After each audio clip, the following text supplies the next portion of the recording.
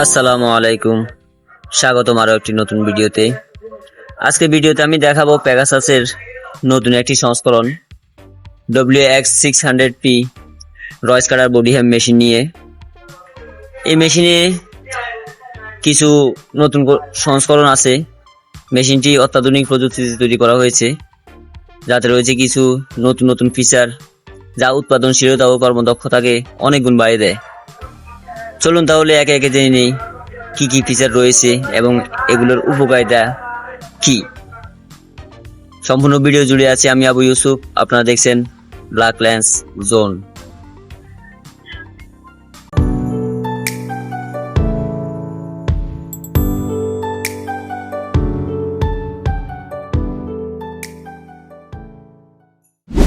প্রথমে আলোচনা করব এই মেশিনের থ্রেড ডিভাইস নিয়ে, যে ডিভাইসটি পেগাসাসের যে কোনো প্যাডলক মেশিনে, small cylinder, cylinder bed, body হ্যাম, রোলার মেশিন, তারপর হচ্ছে বক্সার, যে কোনো প্যাডলকেই এই ডিভাইসটি ছিল। ডিভাইসটি দেখতে আগের ডিভাইসের চাইতে একটু ভিন্নতা আছে। এর ডিজাইনে একটু আলাদা ডিজাইন করা হয়েছে, যার কারণে আগের ডিভাইসের চেয়েও এই ডিভাইসটি অনেক বেশি কার্যকরী। তারপর রয়েছে ডিজিটাল এয়ার মিটার। এই মিটারের মাধ্যমে প্রেসার ফিডকে অ্যাডজাস্ট করা হয়। পূর্বে প্রেসার ফিডে ব্যবহার করা হতো স্প্রিং, এখন স্প্রিং আছে কিন্তু উপরে প্রেসার ফিড যে নাট থাকে, প্রেসার নাট, সেই নাট দেওয়া হয়নি। তার পরিবর্তে দেওয়া হয়েছে এয়ার, অর্থাৎ হাওয়ার মাধ্যমে প্রেসার অ্যাডজাস্ট করে নিতে হয়, যা খুবই সহজ এবং পারফেক্ট হয়ে থাকে। আপনারা দেখতে পাচ্ছেন আমি এখানে প্রেসার বাড়িয়ে নিচ্ছি। হাওয়ার প্রেসার যত বাড়ানো হবে তত প্রেসার ফিড বডিকে বা গার্মেন্টসকে চাপ দিয়ে ধরবে, সে ততটুকু অ্যাডজাস্টমেন্ট করে নেবে। দেখতে পাচ্ছি প্রেসার ফিডকে আমি উপরে উঠাতে চেষ্টা করতেছি কিন্তু যথেষ্ট হার্ড দেখাচ্ছে। এরপর যখন আমি হাওয়া কমিয়ে নিচ্ছি, মিটার মাধ্যমে রেগুলেটর ঘুরিয়ে এয়ার প্রেসার কমিয়ে নিব, তখন দেখবেন প্রেসার ফিড খুব সহজেই উপর দিয়ে উঠাতে চাইলে উঠে যাবে। দেখতে পাচ্ছেন নিশ্চয়ই ভিডিওতে। এই মিটারের কাজ হচ্ছে মূলত প্রেসার ফিডকে অ্যাডজাস্ট করা। ফেব্রিকের থিকনেস অনুযায়ী এই রেগুলেটর ঘুরিয়ে ঘুরিয়ে কম অথবা বেশি করে অ্যাডজাস্ট করে নিতে হয়, যা খুব সহজে এবং স্বাচ্ছন্দ্যভাবে অ্যাডজাস্ট করে নেওয়া যায়। এখন দেখব হচ্ছে লুপার থ্রেড ফান সেট আপ, যেটা পূর্বের W600 মডেলে লুপারের সাইডে সেট করা হয়েছিল, কিন্তু এই মেশিনে এই ক্ষেত্রে পরিবর্তন আনা হয়েছে। দেখুন লুপারের পাশে থ্রেড ফান নেই এবং W3600 মডেলের মতো করেও সামনের দিকে বাইর সাইডেও সেট করা হয়নি। এটার জন্য নতুন একটি জায়গা সেট করা হয়েছে, যা লুপারের সামনের সাইডে, মেশিনের একদম বাইর সাইডে বলা যায়, থ্রেড ফান সেট আপ করা হয়েছে। খুবই আলাদাভাবে দেখতে খুবই চমৎকার লাগতেছে এবং কাজের সুবিধাও অনেক গুণ ভালো হয়েছে এই ক্ষেত্রে। এখানে থ্রেড ফান সেট করাতে অপারেটরদের জন্য সুতা লাগানো এবং সুতা পরিবর্তন করা খুব সহজ হয়ে গিয়েছে। দেখতেও খুব ইউনিক স্টাইল মনে হচ্ছে।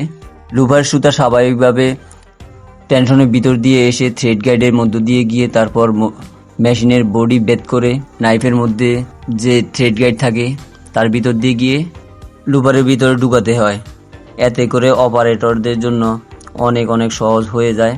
লুপার থ্রেড পান বাইরে সেট আপ করার কারণে অপারেটরদের সুতা পরিবর্তন করা অথবা সুতায় ময়লা আসলে সেটাকে ঠিক করে নতুন করে সুতা লাগাতে অনেক অনেক সহজ হয়ে যায়। সর্বশেষ এখানে ছোট একটি কভার দেওয়া আছে, যে কভারটি লুপারের সুতা লাগানোর ক্ষেত্রে অনেক সহযোগিতা করে। লুপারের সুতা লাগানো হয়ে গেলে কভারটি সুন্দরভাবে লাগিয়ে মেশিন সুইংয়ের জন্য তৈরি করা যায়, প্রস্তুত করা যায়। এখন দেখব সেফটি কভার। এখানে দুটি সেফটি কভার দেওয়া আছে। এই সেফটি কভারগুলোর প্রথম সুবিধা হচ্ছে এগুলোকে উঠিয়ে থ্রেড খুব সহজে লাগিয়ে নেওয়া যায়, এতে করে সময় অপচয় হয় না।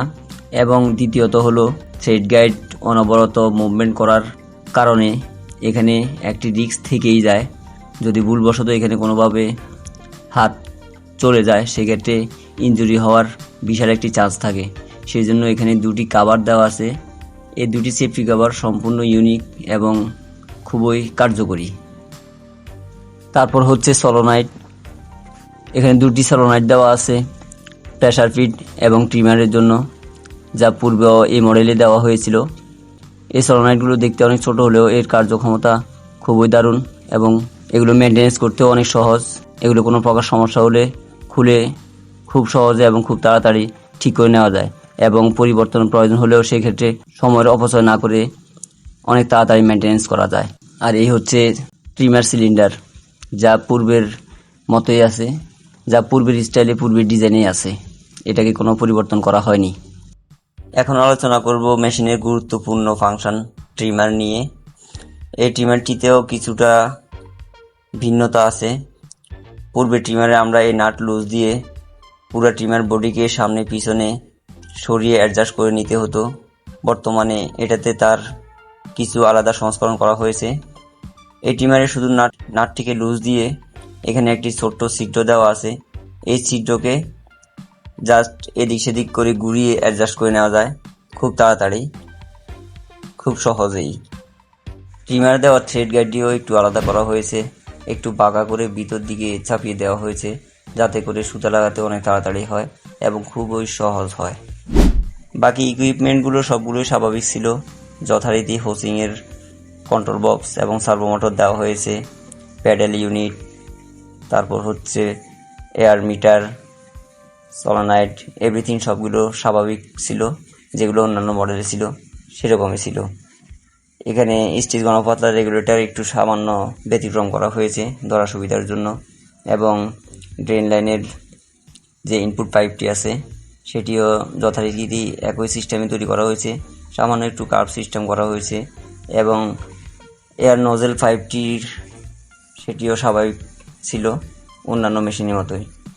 তো বন্ধুরা, এই ছিল আজকের ভিডিওটি ভালো লাগলে লাইক করতে ভুলবেন না এবং কোনো প্রকার মতামত থাকলে তা কমেন্ট বক্সে জানাবেন।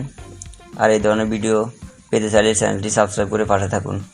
দেখা হবে আবার নতুন কোনো ভিডিও নিয়ে, নতুন কোনো ভিডিওতে। সে পর্যন্ত সবাই ভালো থাকুন, সুস্থ থাকুন। আল্লাহ হাফেজ।